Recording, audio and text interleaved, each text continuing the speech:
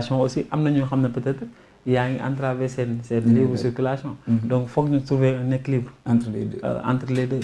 C'est quelque chose qui est très difficile. Mais pour man nag période électorale bi manifestation du lu ñu war a mën a tere ba mu war a indi coow yi. jàpp nga ni manifestation le 29 bu Yewwi Askan Wi lu ñu war a mën a autoriser la wala lu ñu war a interdire la. Bon pour man le motif de la manifestation sax man laa gëmul franchement. Parce que motif bi mooy que ne suñu dégloo Ousmane Sonko li mu wax c'est faire capituler le conseil constitutionnel. Man gëwuma conseil constitutionnel de. gëwuma ni ñu doxalee.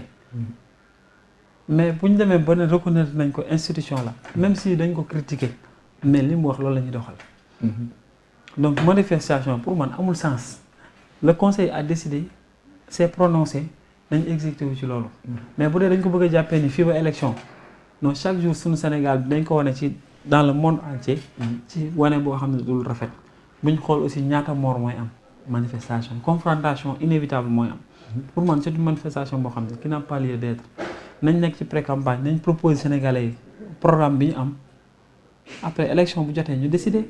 mais confrontation boobu noonu ñi dañ jàpp ni mënul ñàkk ci démocratie ndax soo déggoo pratiquement le professeur Abdoulaye Bathily li mu wax dafa ne c'est par la lutte qu'on se libère et que dafa ne cette jeunesse se battra avec les moyens de son époque. C'est-à-dire que moyens yi nga xam ne moom moo nekk ci époque am yooyu lay utiliser maintenant nag ci moyens yooyu noonu ça dépend ci nit ki tamit mooy choisir mun na ko defee concert de casserole mun na ko defee manifestation nu mu tudd manifestation pacifique ñenn ñi mun nañ ko defee à travers les réseaux sociaux ku ci nekk ak moyen bi nga xam ne moom moo nekk ci époque mu ngay utiliser. ban jàngat mais moo ñi lay wax ne confrontation mënul nekk ñàkk ñëpp la plupart du temps ñoom dañu dem ci confrontation yi ñi la koy wax yëpp man je suis pas contre les marches. Je suis pas contre la lutte. Je ne suis pas contre la résistance. Mais d'abord balaa ma ko valider man damay wax lan mooy motif bi. Pour quel motif on va aller à la confrontation. Sur quel motif? Certes, on a une justice voilà qui est séquelée. Suñu justice baaxul. Man j'en ai fait les frais. Mais lan moo tax ñu war a mën a ne vaille que vaille dañu war a def confrontation tenir le pays comme ça en otage. Pourquoi? Parce que dafa am benn liste boo xam ne dañoo war a imposer pour mu jàll.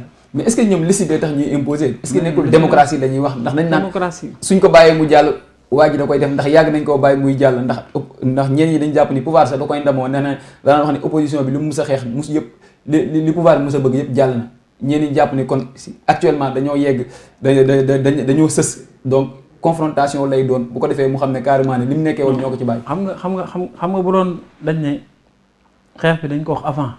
ñu mën a wax mais xeex bi ñu ko wax moment bi ñu waxee ne liste Yewwi Askan Wi éliminé nañ ko kon xeex bi yëpp mu ngi basé wu ci liste proportionnelle liste titulaire Yewwi Askan Wi dafa war a jàll est-ce que loolu suñu xeexu démocratie non est-ce que ce qui fera avancer mais est-ce que nekkul succession d'événements yu nga xam succession de combat c'est ce que dit moom laa la wax manque de franchise parce que affaire bi warul nekk affaire de personnel dafa war a nekk loo xam ne c'est pour tout le monde mais pour man il y a plus grave que l'annulation de la liste de Yewwi Askan Wi pour man kaaw Bougane Sénégalais dañ ci bàyyiwul xel mais moo gën a garaaw yenn liste yi ñu invité par le biais du parrainage pour man moo gën a garaaw invalidation liste pour man ce n'est pas même c'est bien que nag baaxul parce que le ministre de l'Intérieur moom moo indi coow li conseil constitutionnel sponsorisé ko mais dama ne la en démocratie di nga critiquer décision de justice mais doone damay wàcc xeex ci tali bi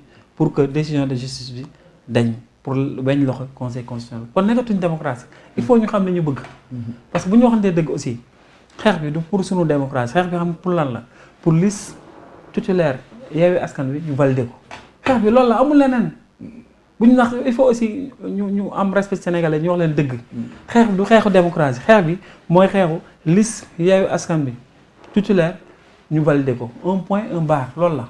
léegi nag par quel biais mooy que ne dañoo war a taal dëkk bi ba ñu xam ne kat élection waratul mën a am mais ñaata mort la ñu am boobu. mais ñoom jàpp nañ ni élection daa war a am. mais élection dafa war a am bien sûr pour man bu ñu ne dañoo repousser élection yi boobaa wala président Macky Sall dafa war a démissionner qu'est-ce qui justifie ñu war a pousse. lu tax Macky Sall war a démissionner si poussum élection. mais loolooy wane ne moom parce que il est le garant de la constitution. le président de la République. la constitution moom moo régir lii droit bi. le conseil constitutionnel se prononce. qui est le garant c'est le président de la République. bu demee ba mënatu ko garantir. il n'a plus sa place na démissionné ñu woo président assemblée nationale mu def 6 mois ñu dem wala 90 jours ñu dem élection présidentielle.